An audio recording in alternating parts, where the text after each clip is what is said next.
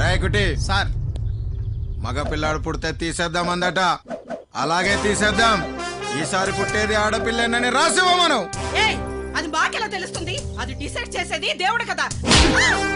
మరి దేవుడు రాసిన రాత నువ్వు డిసైడ్ చేయడం ఏంటి? ఆడపిల్ల ఎందుకు కావాలి, మగ పిల్లాడు ఎందుకు వద్దు? ఆడపిల్ల అయితే ప్రభుత్వ రుణాలు ఇస్తుంది, బయట అప్పులు ఇస్తారు. బండి కొనివ్వక్కర్లేదు, ఎందుకంటే ఎవడో ఒకడు లిఫ్ట్ ఇస్తాడు. ఫోన్ కొనివ్వక్కర్లేదు, ఎవడో ఒకడు గిఫ్ట్ ఇస్తాడు.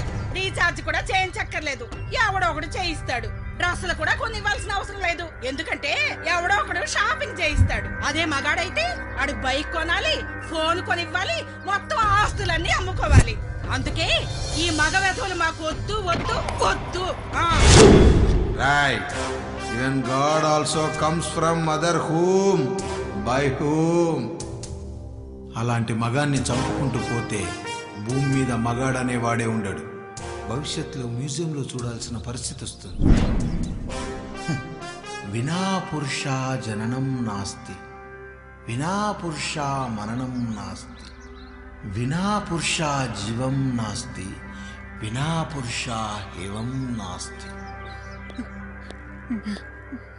సార్ సంతోషం సార్, సంతోషం.